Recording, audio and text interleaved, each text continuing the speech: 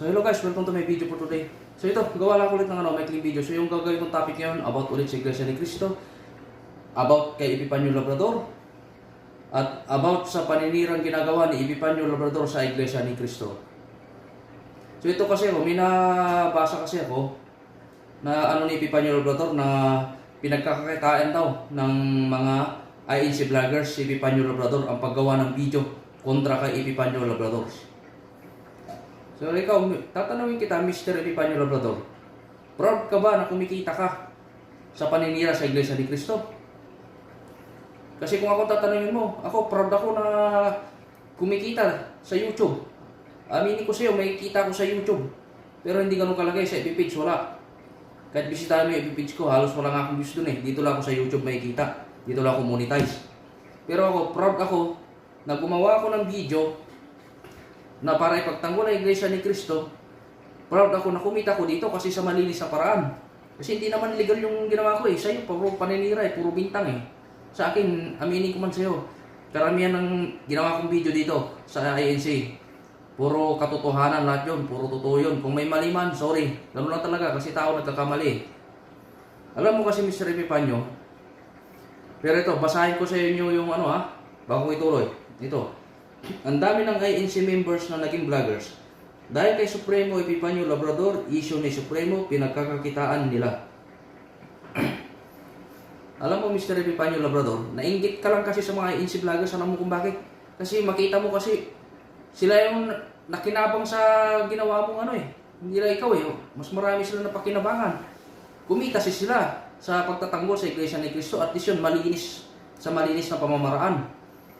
Hindi kagaya mo, kumita ka sa paninira sa Iglesia ni Cristo. Ikaw ang kumita sa paninira sa Iglesia ni Cristo. Bakit naman namin ikakahiya kung kumita kami dahil sa pagtatanggol sa Iglesia ni Cristo? Kahit na sabihin man natin na tiwalag na ako, bumalik at lumaki yung respeto ko sa Iglesia ni Cristo. Pero sa akin, maliit lang yung kita ko dito, Mr. Epifanio Labrador, sa YouTube. Didiretsahin kita ha. Napakadali bang ipagtanggol ang Iglesia ni Cristo para lang kumita sa isang napakalit lang na bagay? Kung yan lang ang habol ko, kung yan lang ang habol namin. Siyempre, mahal naman ang Iglesia ni Cristo. Ikaw ka nag-vlog eh. Ang problema kasi sa'yo, ginising mo yung higanting natutulog. Tapos yun, nagagalit ka kung kumikita ang mga miyembro ng Iglesia ni Cristo na vlogger. Sabi ko nga sa'yo eh, kung nakita mo may video ko noong nakaraan na dapat pa magpasalamat sila sa'yo. Dahil sa pag-uusig at pagmumuram kay Eduardo B. Manalo at sa paninira mo sa Iglesia ni Cristo, lalong nakilala ang Iglesia ni Cristo. Lalong lumawak ang Iglesia ni Cristo at marami rin ang nabuksan ang kaisipan at nalaman kung ano talaga ang Iglesia ni Cristo at kung ano talaga ang katotohanan sa Iglesia ni Cristo. Kasi siyempre sa pagtatanggol ng mga INC vloggers, kasi ako, masabi ko pa rin naman, member pa rin naman ako kasi pinagtatanggol ko sila. Ngayon nga lang, tiwalag nga lang ako. Sa pagtatanggol na, nalalaman din ng mga tao ang katotohanan about sa Iglesia ni Cristo. Lumalabas yung katotohanan. Kaya nga, ang problema kasi sa'yo, Mr. Epifanio Labrador, sa social media mo, tinira ang Iglesia ni Cristo. Ngayon, ang response sa'yo sa social media din. Ngayon, nagagalit ka kasi mas malaki ang kita ng INC vloggers kaysa sa'yo. Eh, siyempre ikaw ang lumalabas niyan, parang bayaran ka rin kasi ng mga politiko eh, o kung ano man eh, parang ganyan kasi lumalabas eh. Bakit wala namang ebidensya, pero parang ganyan ang nagiging resulta eh. Tapos ang pinaniniwalaan pa, yung mga peking tiwalag. Tiwalag na nga, peki pa na tiwalag. Kasi malalaman mo yan kung totoong INC yan dati. Kung totoong iglesia yan. Kaya sinabihan na nga kita, Mr. Epifanio, na tigilan mo na ang Iglesia ni Cristo. Ito, ayaw ko man itong sabihin sa iyo.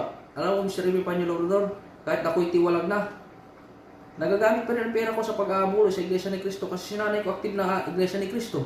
Pinapadalan ko sila sa Pilipinas, yung ibang kapatid ko, kamag-anak ko, Iglesia ni Cristo na iba. Pero yun, sa bagay, sabihin ko sa iyo, dumating din naman ako sa punto na sinabi ko si mother ko na ihinto na yan, pero dumating din ako sa punto na pinagsisihan ko bakit ko sinabi yun. Kasi nakita ko, yung kahit paano yung epekto din nun. Kung anong naging magandang epekto nun.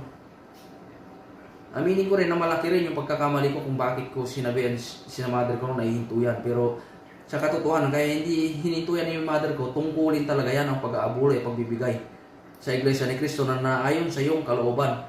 Kasi simula nung pinabayaan ko yun, lumawag ang pakiramdam ko eh.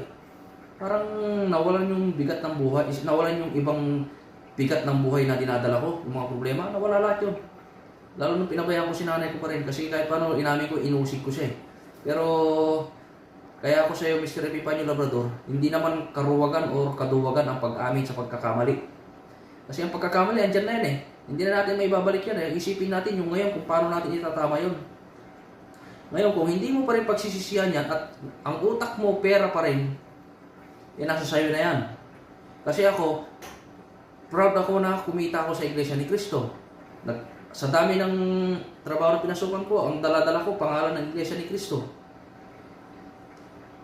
Natural, hindi na ako naman, sabi ko nga sa iyo nakaraan, hindi ko naman pwedeng gamitin ang Katoliko, kasi hindi naman ako naging Katoliko, kasi Iglesia lang talaga ang naanibang kong reliyon.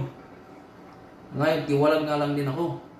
Kaya, ang problema kasi sa iyo, ginising mo yung higanting natutulog. Sa social media ka nanira, niresponsan ka ng mga ANC vloggers, ngayon sabi mo, pinagkakakitaan ka namin. Kung hindi ba naman napakalaking katangahan mo yan? Tinawa mong tanga yung sarili mo. Kaso na social media to eh, kung monetize yan, kikita. Pero pansinin mo yung may ibang vloggers, hindi naman monetize yan eh. Hindi pa naman ganun kalaki yung ano nila eh, para sabihin mo kumikita sila eh. Dinadahilan mo lang yun dahil sa inggit, kasi nakita mo na mas malaki yung views nila, mas madami silang naging views, mas napakinabangan nila yung video mo.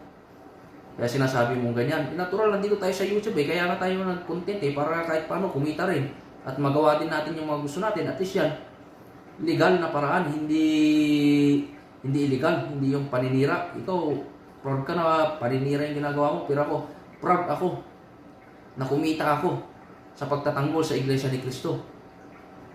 Kasi kung pera lang hahabulin ko sa Iglesia ni Cristo, hindi ganun yan, hindi ko ipagpapalit yung ganyang kalit lang na halaga. Akala mo ba ganun kadali yung pagtanggol ng Iglesia ni Cristo? Alam ko na maraming uusik at mangbabas sa akin pag pinagtanggol ko ang Iglesia ni Cristo, pero tinuloy ko pa rin kasi nanindigan ako sa tama, kasi alam ko nasa tama ang Iglesia ni Cristo. Ikaw ang nasa mali, Mr. Epifanio Labrador. So ayan lang guys, so hanggang dyan lang yung video for today guys. Maraming salamat guys.